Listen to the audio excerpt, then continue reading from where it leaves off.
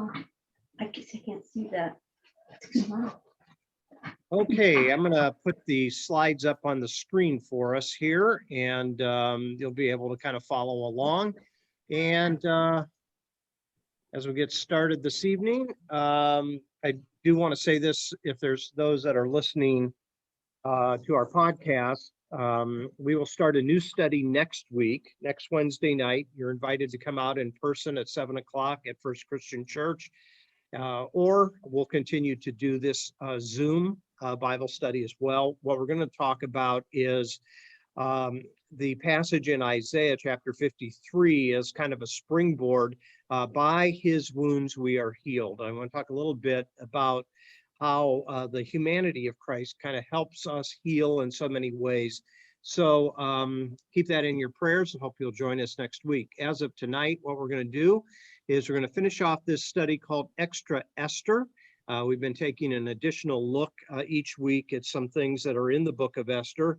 And tonight, what we're going to talk about is the festival of Purim being for us an understanding of how the Jews use this holiday as a longing for a better world. And so you'll notice on the handout that I sent out to you, I mentioned that the holiday of Purim is a relevant festivity for many decades, many centuries actually. And it, first of all, illustrates how to kind of combat anti-Semitism and the suffering that it has caused in the world.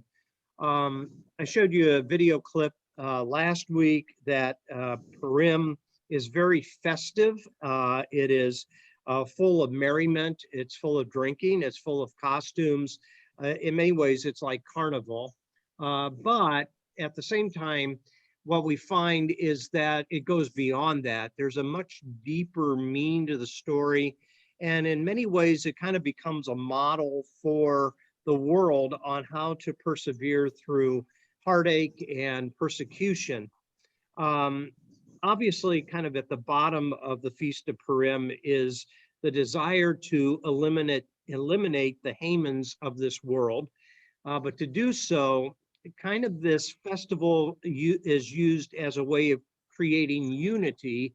In the Jewish world, there is as much differences of outlook and worldview as there is in Christianity. And so how do Jews of different outlooks, conservative or Orthodox or secular, how do they come together?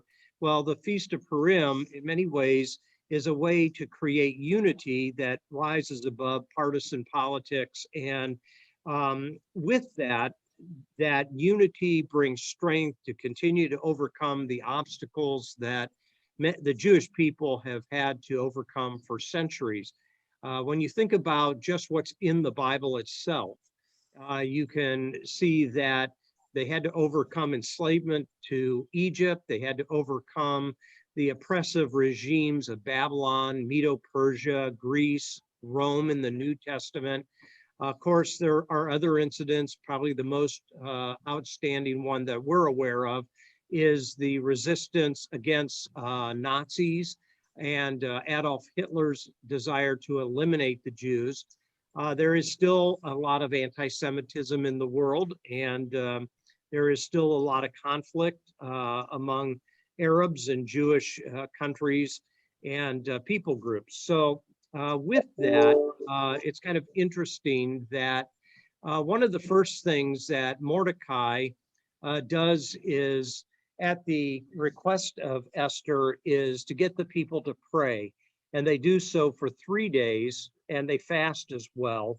And that is a unifying act that brings them together to continue to move ahead. So in the idea of Purim, there's a core concept, and the Festival of Purim offers Jewish people and ourselves as well a very powerful lesson. And I think it's the idea of not losing hope. It's the idea of persevering. It's the idea of not completely despairing to the point where we give up in our desire to continue to move ahead.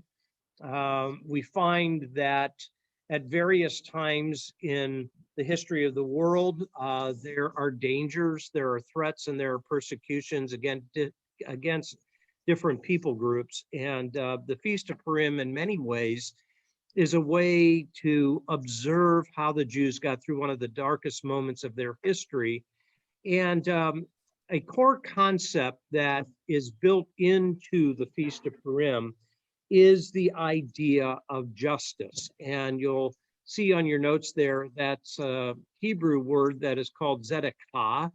The T is silent. Zedekah is the idea of justice. And there are certain obligated acts in the festival of Purim. And when we saw that short video clip, we saw that they send food to other people. They desire to help in many ways those that are less fortunate.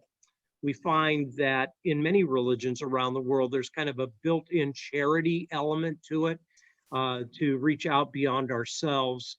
And for the Jewish people, this core concept is rooted, and we'll watch this in a few moments when we take a look at a couple of passages of scriptures, that the core concept of justice, or zedekah, is built into the Torah, and the idea of helping those that are less fortunate.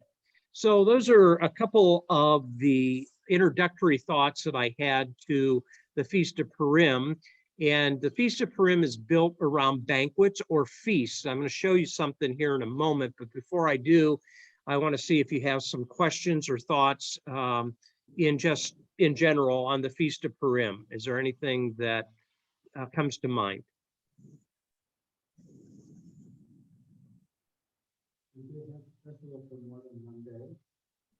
Pardon me? Yes. Yeah. So Mark asked the question, did they have the festival for more than one day? And the answer to that is yes. Mordecai, when he establishes the Feast of Purim as an annual festival, expanded it from a 1 day to a 2 day celebration. And so if you kind of remember, some of the elements of Purim is the reading of the scroll of Esther, and one of them is done the first day, and one of them, reading the entire book of Esther, one of them is done the first day, and there's a second reading on the second day. So every year, the Jewish people hear the scroll of Esther read in its entirety 2 times in that 2 day period. That's a good question. Yeah, Jewish people still celebrate it today. I think we're not as familiar with it in the Christian world, simply because this isn't one of their high holidays like Yom Kippur or Passover. But yet at the same time, it is an annual event. It's an annual festival. It's an annual celebration of life. It's an annual rejoicing that they saw another year of being able to survive. So that's kind of built into it a little bit. Yeah. Right. So Mark said I had never heard of it before, and you're right. And there's a lot of things within Judaism that if we did a deep dive on it, there's a lot of rituals and observations and different things that are built into the Judaism that we're unaware of because, we're not a part of that culture. But if you do want to learn more about that, usually the library has a section of religion, and in that section of religion, there is usually books. You're familiar, the Whatever for Dummies series of books. Well, there's a Judaism for Dummies as well. There's Buddhism for Dummies. There's Hinduism for Dummies as well. And that's a great way to get familiar with all the subtleties of Judaism. Another way of getting more familiar with some of that is a podcast that's only usually about 7 or 8 minutes long, done by Rabbi David Wolpe. He's out in Los Angeles, and his podcast is called Off the Pulpit. And it's usually 7 or 8 minutes long, and he usually takes a concept or a word out of Judaism and expands upon that. He's very, very good. He's the rabbi of Mount Sinai synagogue out in Los Angeles. And he's one of the higher profile rabbis in the United States. But that's another way to get a little bit more familiar with some of the subtle aspects of Judaism that actually creeps into the New Testament at various times too, but we're unaware that it is so it's so Jewish at times, because we read it sort of with Western eyes, but there is a lot of Judaism. Let's take one example. So when Jesus, his very first miracle, changing the water to wine, we're all familiar with that miracle.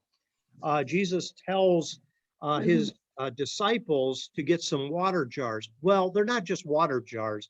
They're ceremonial Jewish water jars that are filled for ceremonial washing.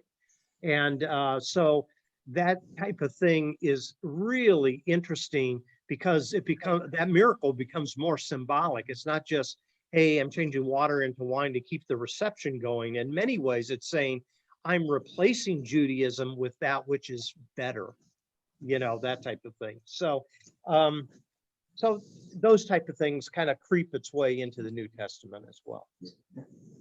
Other thoughts?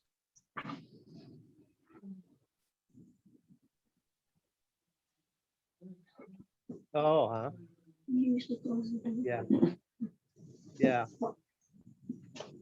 So what Beth just said, I know you couldn't hear her. She said she had the opportunity to pick up on a lot of these things because her mom worked down at Mount Sinai Hospital and brought a lot of these thoughts home that she was introduced to. But if she hadn't worked down there, you probably wouldn't have known. So any other thoughts?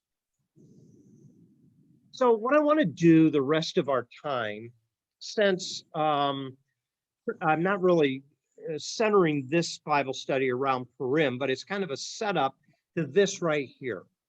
And that is the feasts, or translated banquets, in the book of Esther is really at the core of the book. You'll notice the term that is used for feast or banquet is mishteh, and it appears 20 times in the book. It can kind of go by us pretty fast, but I'm going to show you a skeleton of how the book is structured a little bit around these feasts. And in many ways, it's kind of a concentric pattern. And if you're familiar with a term I've used occasionally in Bible study, the term is chiasm. And a chiasm is an inverted on its side V. So it's kind of making a statement. It works itself down to the center, and then it works itself back out. So you'll notice on your handout there, down at the very bottom of the first page, it says the skeleton there. And it is using the feasts that are found in Esther as kind of like an outline to the book. So a chiasm is making a statement that has a parallel statement. And so you'll see these are paired off, A, small a, B, C, C. And all of these things are built around the idea of a banquet or a feast, and it is counterbalanced with that as well later in the book. So let me walk you through it for a second here. So the first time the banquet or the feast appears in the book of Esther is when Xerxes calls together all of these nobles from the 127 provinces, and he does so for a lengthy time of international meetings. And we were introduced to that in chapter 1, verses 2 through 4. And Xerxes or Ahasuerus' feast for the nobility throughout the empire lasts an extended period of time. And then there's a subset of that as well. So a small a. So while Xerxes is holding this international banquet, Vashti is also to put on a feast for the women as well in chapter 1, verses 5 through 9. So both are concurrently holding feasts for the nobles and their wives. And so that's kind of point one and subpoint one. So jump down to the bottom of this skeleton, and you're going to see point A that is in parallel with that first point A, where the Feast of Purim is a feast for the Jews throughout the empire. You see the parallel there. So just like Xerxes had a feast for every noble throughout the empire, the Feast of Purim was to be observed in chapter 9, verse 17 and 19 throughout the whole empire as well. It's not to be localized just to the area of Jerusalem, or or in the case of the story of Esther in Susa, the capital city of Persia. It's not to be localized into that one center. It's to be throughout the whole empire. And then kind of like a specialized feast. So Vashti's is kind of a specialized feast for the women. Subpoint small a is a specialized feast of Purim for the Jews in Susa, specifically named in chapter 9, verse 18. And the reason that is stated like that is because Hebrew works in parallels, and so it parallels the small a that you see up at the top of this skeleton. Let me go down and do point B and C, and then we'll see if you have some questions. So point B is a feast in celebration of Esther's ascension to the throne as the queen in chapter 2, verse 18. Then when you come to chapter 8, verse 17, subpoint B, comma, is a feast in celebration of the reversal of the decree of Haman. So the contrast is, while Esther in the first B is ascending through a feast, Haman is descending through the subpoint B in chapter 8, verse 17. So there's the parallel in contrast. Esther ascends, Haman descends because the decree has been reversed. Now at the center of this are the two feasts that Esther holds for the king and Haman. So the first one is in chapter 5, verses 1 through 8. And you remember that Esther has this feast for the king, invites Haman, but never speaks up about Haman's plan to destroy the Jews. So a second feast is called for the king and for Haman in chapter 7, verses 1 through 9. And it is there that she reveals the plan of Haman. It is there that Haman, in anger, goes outside of the palace. And as he comes back in, he sees Haman begging for his life. And when he does that, the king thinks that he is assaulting Queen Esther. And so Haman is then condemned to die upon the gallows that he has built to hang Mordecai. So there are all these feasts that kind of become the skeleton of the book, and each have a parallel to it. And so A, subpoint A, B, and C, and C.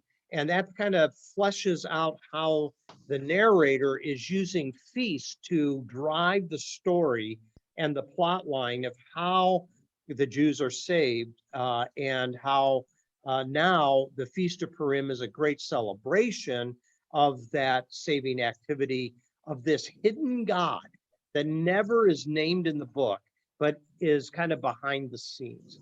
So let me see if you have some questions or thoughts there that I don't know if I confused you. So this is kind of technical, but in that inverted V, you see it works its down to the center, and the center of it is in the first and second feast of Esther. She finally lives up to her statement for that Mordecai says, perhaps you were brought to this position for such a time as this. And it's that moment that Esther then becomes the heroine that brings about the deliverance of the Jews. Now, we saw last week that there's other sides to the story when we talked about a little bit about the morality of Esther, but we're not going to get back into that tonight. So we leave this as a heroic vision tonight, built upon the banquets or the feasts. Some thoughts or questions there?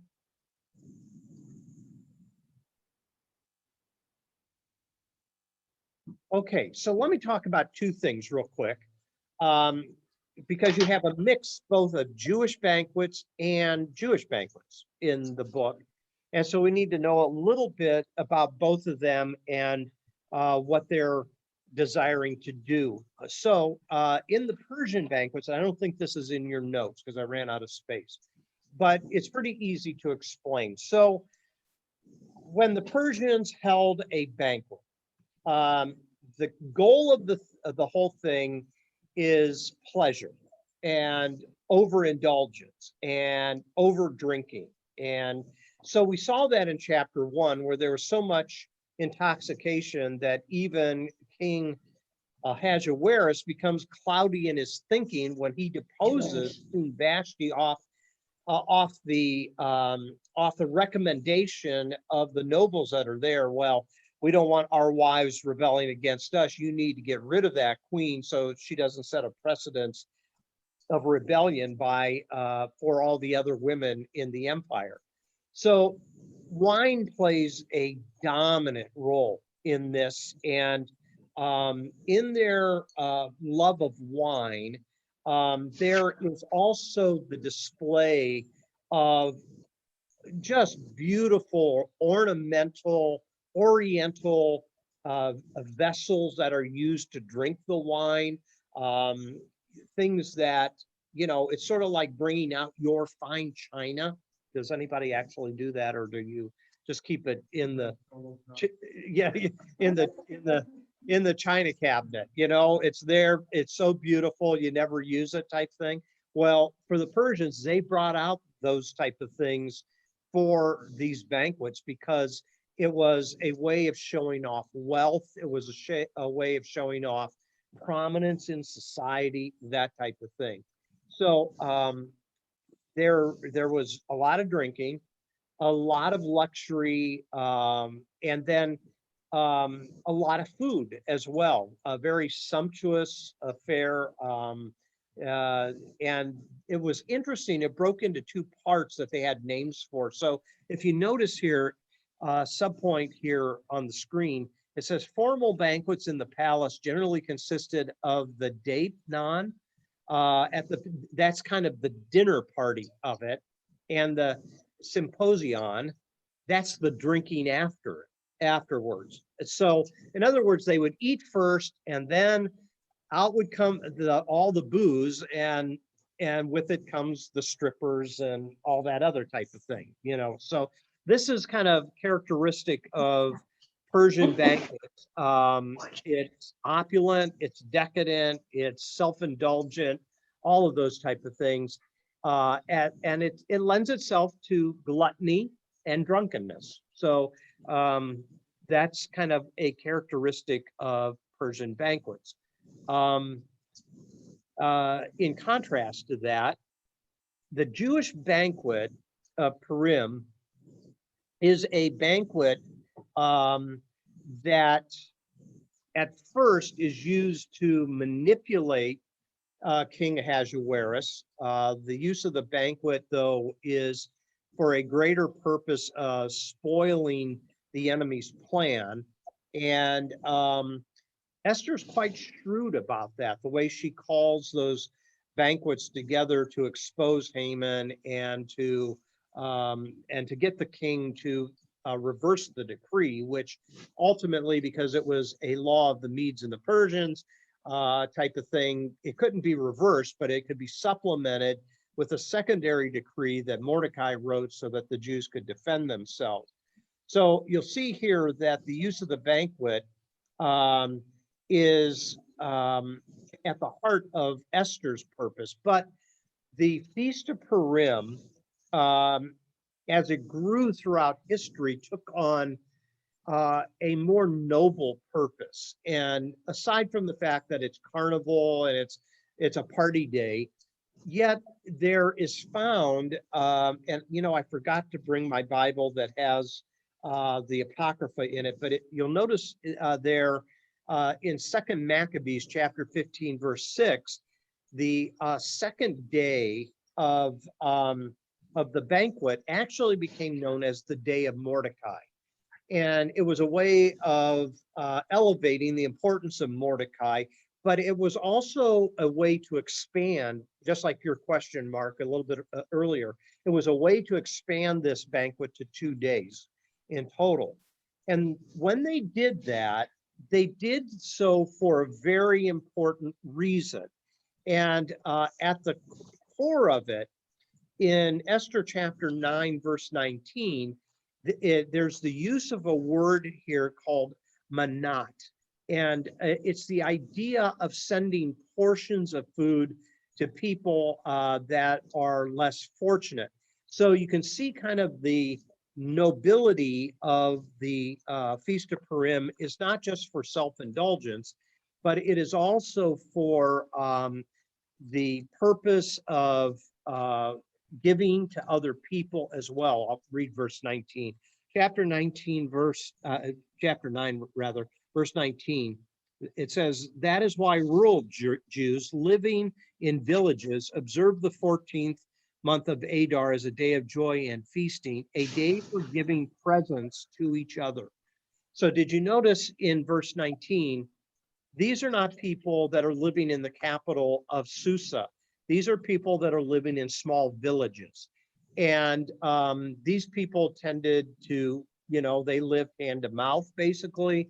And so this was kind of the one day that they got some extra. And it was not only food, but the giving of gifts was a way of celebrating these people as being a part of the Jewish faith as well. So you'll notice here, there is in the middle of this slide here, a subpoint that says the exchange of manat creates a symbolic communal banquet to which everyone is invited, thus making the banquet the main feature of the holiday.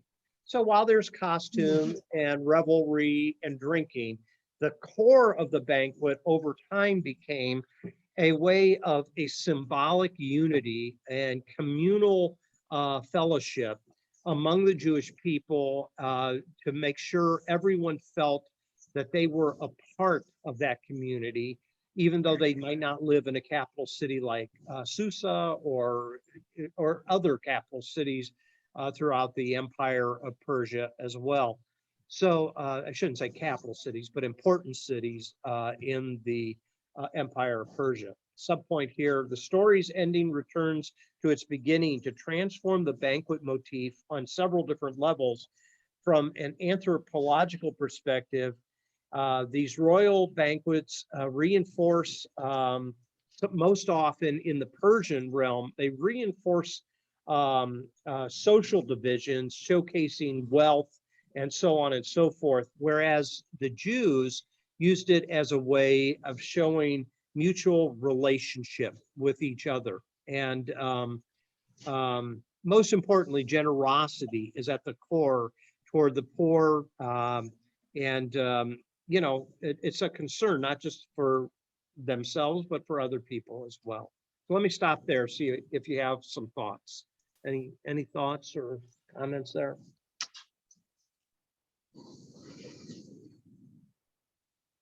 Okay.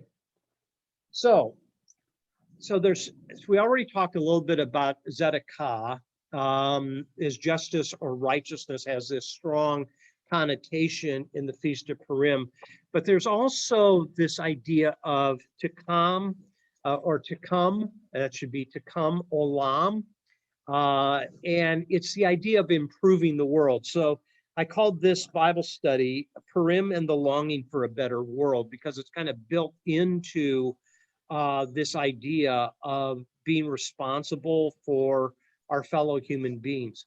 So you remember at the beginning of the Torah, in the book of Genesis, one of the first stories that we're exposed to is the story of Cain and Abel. And when Cain kills his brother Abel, God confronts him. And you remember Cain asks this question: am I my brother's keeper? Remember that? Am I my brother's keeper? And the answer to that is supposed to be yes. Yes, you are. We all are. We're all our brother's keeper. So the rest of the Torah, Genesis, Exodus, Leviticus, Numbers, and Deuteronomy, they flesh some of these things out. So if you have a Bible, I want you to go back, first of all, to the book of Deuteronomy. And if you find yourself in chapter 16, I want us to come down to verse 20. Chapter 16 of the book of Deuteronomy, verse 20. And then keep your thumb in Deuteronomy, because we're going to come back to it. I'm going to go over to Leviticus in a moment. So in chapter 16, you come down to the paragraph kind of begins at verse 18, but verse 20 is the one that's important here. It says, appoint judges and officials for each of your tribes in every town the Lord your God is giving you, and they shall judge the people fairly. Do not pervert justice or show partiality. Do not accept a bribe, for a bribe blinds the eyes of the wise and twists the words of the righteous. Ooh, is that a good line or what? So bribery it blinds the eyes of what is wise, and it twists the words of insight and righteousness. Now here's verse 20. Follow justice and justice alone, so that you may live and possess the land the Lord your God is giving you. So it's almost as if the book of Deuteronomy is saying how you're going to get along in this new world, in this new land, is going to be dependent upon how you take care of the least of these in society, how you structure your laws so that there is fairness and that there is justice. So with that comes this idea of Tikkun Olam, which is the world to come. And that is, what do we want our world to look like into the future? So with that comes the idea of, if there's something wrong in society, you should put your efforts forth to try to repair the breaches that are in society. And so this Tikkun Olam concerns social justice that helps to repair the world. So keep your thumb in Deuteronomy and go over to the book of Leviticus, chapter 25, to the left. So Genesis, Exodus, Leviticus, and come to chapter 25. And we're going to see something really interesting here. Yes, I said the word something interesting in the book of Leviticus, which is hard to say, because for most of us, we find it cumbersome, tedious, and boring. But if you come to the book of Leviticus, chapter 25, in the year of Jubilee, there is the releasing of debt. So come to verse 8 first. And it says here, count off 7 Sabbath years. So 7 times 7 is 49 years. So that the 7 Sabbath years amount to a period of 49 years. Then have the trumpet sounded everywhere on the 10th day of the 7th month, on the Day of Atonement. Sound the trumpet throughout your land. Consecrate the 50th year. So after 49 years, the 50th year is called the year of Jubilee. Well, here in the, I have the TNIV translation with me tonight.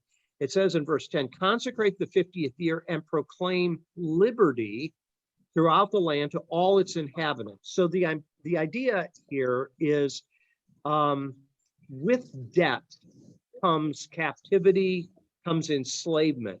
But the 50th year is a year of liberty. It's also called Jubilee. It says here, it shall be a Jubilee for you. Each of you is to return to your family properties and to your own clan.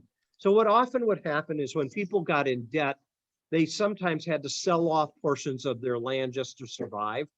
Some of them actually were taken into a slave relationship with someone with money so that they could earn the type of money that they could pay off their debts. Many of them were enslaved for a period of years before they would find their freedom.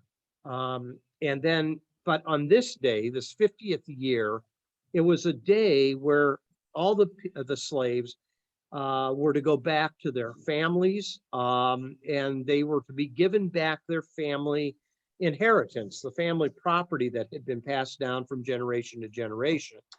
And verse 11 says, the 50th year shall be a jubilee for you. Do not sow and do not reap what grows of itself, or harvest the untended vines.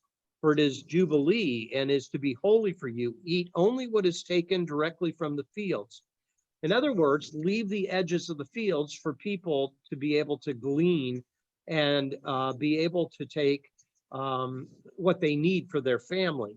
Next verse. In the year of Jubilee, everyone returns to their own property. Verse 14, if you sell land to any of your own people or buy land from them, do not take advantage of each other. You are to buy from your own people on the basis of the number of years since the Jubilee. So now you can see in Judaism, it starts to get quite technical. You got to keep track of all these things. And they are to sell to you on the basis of the number of years left for harvesting crops. So you can see, you know, you're doing a lot of bookwork here to keep track of this stuff. When the years are many, you are to increase the price, and when the years are few, you are to decrease the price, because what is really being sold to you is the number of crops. Do not take advantage of each other, but fear your God. I am the Lord your God. So you have all these kind of laws that's trying to level the playing field a little bit for people in society who, once they're in debt, they can never climb out of it, and they find themselves enslaved to those that have the power in society. So that's one example there of that. And what you find taking place is later in the chapter, and I didn't list this stuff on your notes, but some of it gets quite technical. If you jump down to verse 35 in the same chapter, it says, if any of your own people become poor and unable to support themselves among you, help them as you would a foreigner and stranger, so that they can continue to live among you.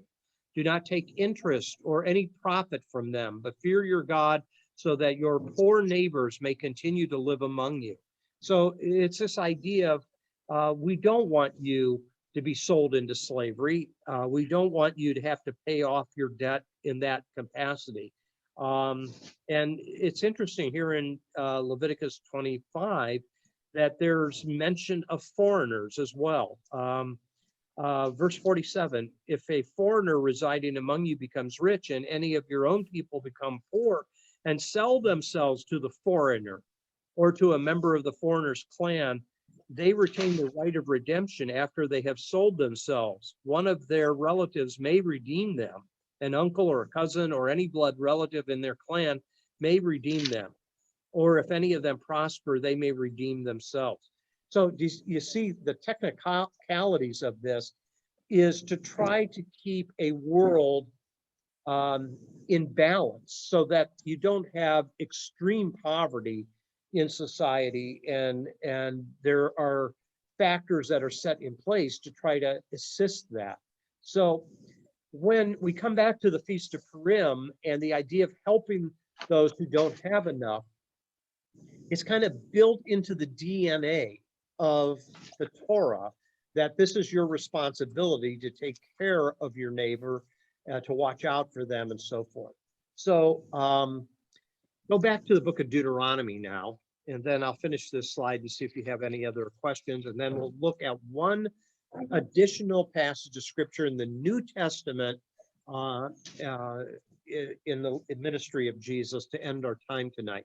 So in Deuteronomy chapter 14, if you come down to verse 28, it says here, at the end of every 3 years, bring all the tithes of that year's produce and store it in your town, so that the Levites who have no allotment or inheritance of their own, and the foreigners and the fatherless and the widows who live in your towns may come and eat and be satisfied, so that your God, the Lord your God, may bless you in all the work of your hands. So you'll notice some categories that they are especially to take care of. The Levites, who dedicate themselves to service in the tabernacle and later the temple, and then the foreigners, the fatherless, and the widows. So those are categories that they're especially to keep their eye open to try to help out.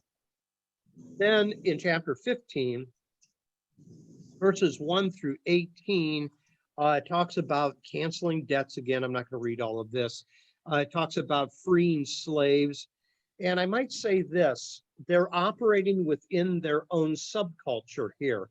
So they didn't see anything wrong with slavery, but they did provide a way to try to allow people to get out from under being enslaved to other people by either their relatives redeeming them, or them working off their debt, or they're getting paid enough that they can pay their way to freedom, that type of thing. So you have some of that in the New Testament as well. There's a specialized term called a bondservant.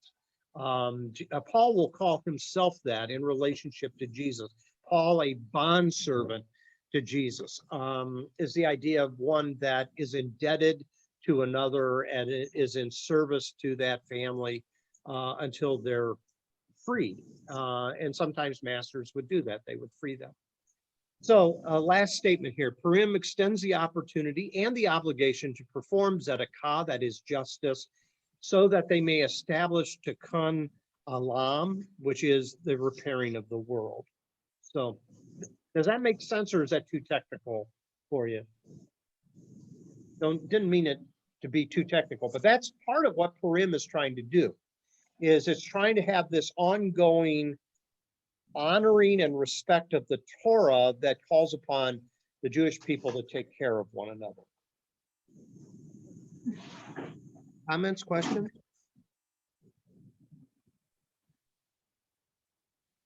Okay, so we're going to conclude this study tonight in the New Testament.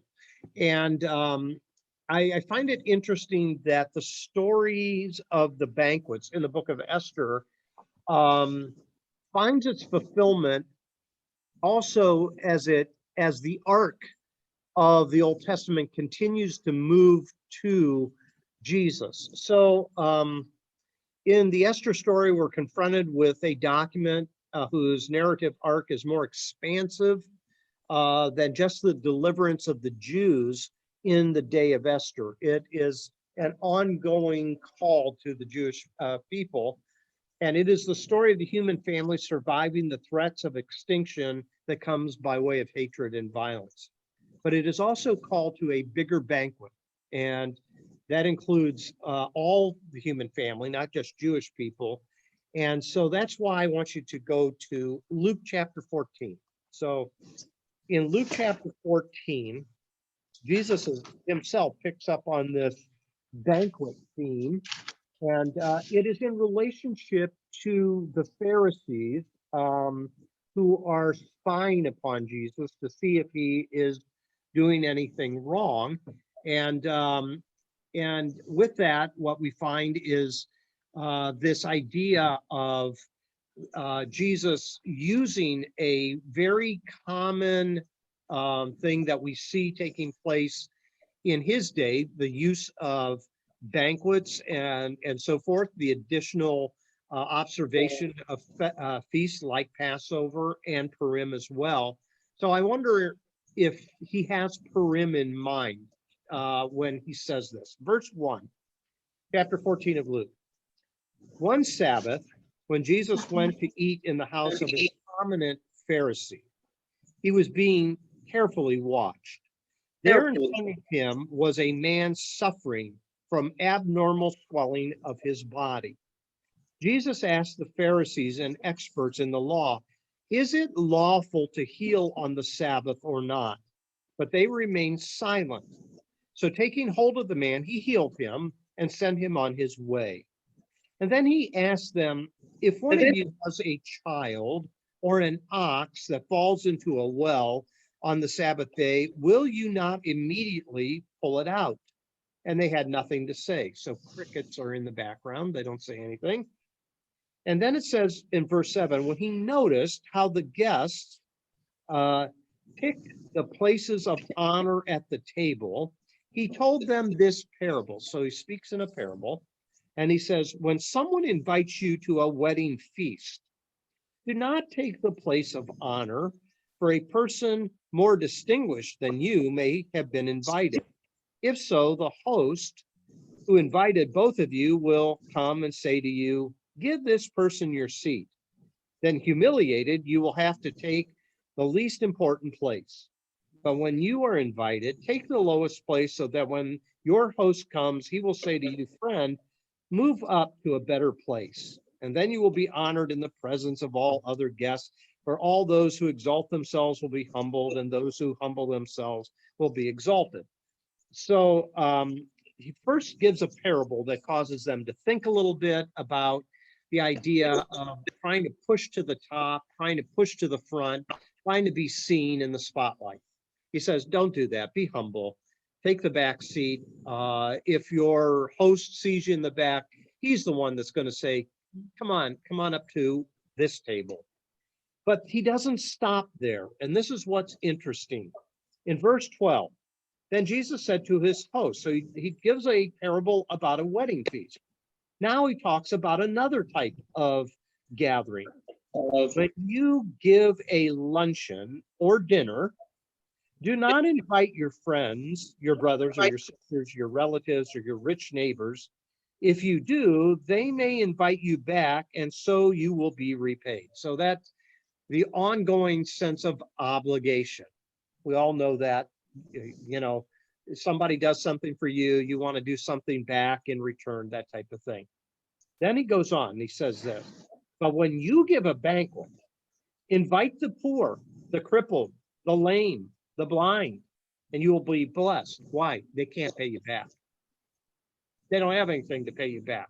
It's not, it's not a reciprocal thing at all. All you're doing is turning to someone and giving them a blessing and an opportunity that they cannot repay.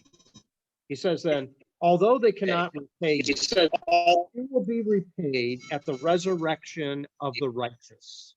In other words, God sees, God knows, and God will repay. Okay, so that's the second time now in this passage he's used the idea of banquet. He's not done. A third time. Okay, in verse 15. When one of those at the table with him heard this, he said to Jesus, blessed are those who will eat at the feast in the kingdom of God. So Jesus has already said, you're going to be rewarded in the next life. And so this guy speaks up and he says, hey, you'll be able to eat at the feast in the kingdom of God because, and kind of behind this, I think, is the idea you earned it. But Jesus replied, and here's another parable. A certain man was preparing a great banquet and invited many guests. At the time of the banquet, he sent his servants to tell those who had been invited, come, for everything is now ready. But when they all alike began to make excuses, the first said, I've just bought a field and I must go and see it. Please excuse me. Another said, I've just bought 5 yoke of oxen and I'm on my way to try them out. Please excuse me. Still another one said, I just got married, so I can't come. Now, all of these could be very legitimate excuses, but the point of the parable, in my estimation, is this. This wasn't a big deal to these people because they're invited to banquets all the time. And so they make an excuse and they don't come. So the servant came back and reported this to the master. They all have other commitments.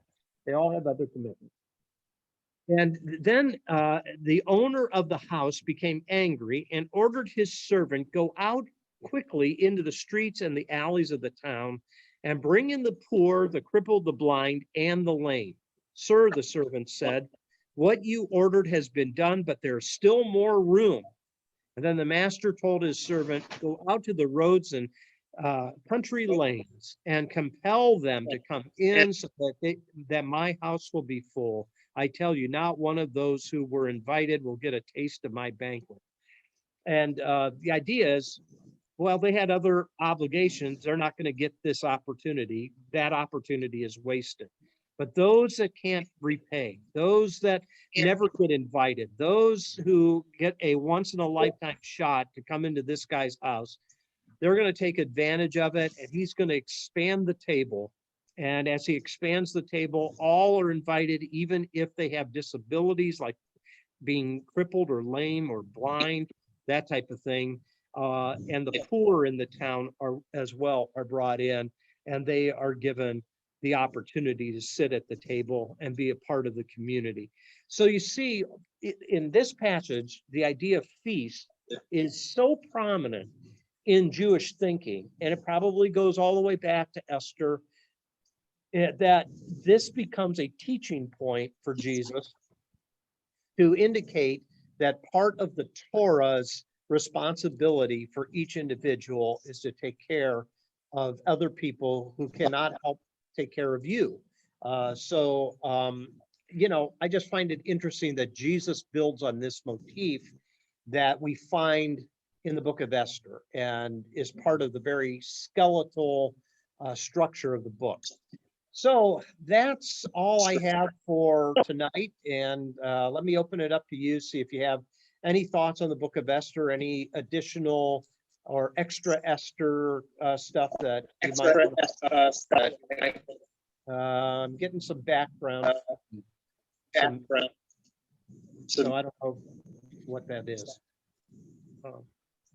But any other questions, thoughts? No. Okay, anybody here have any other thoughts? No?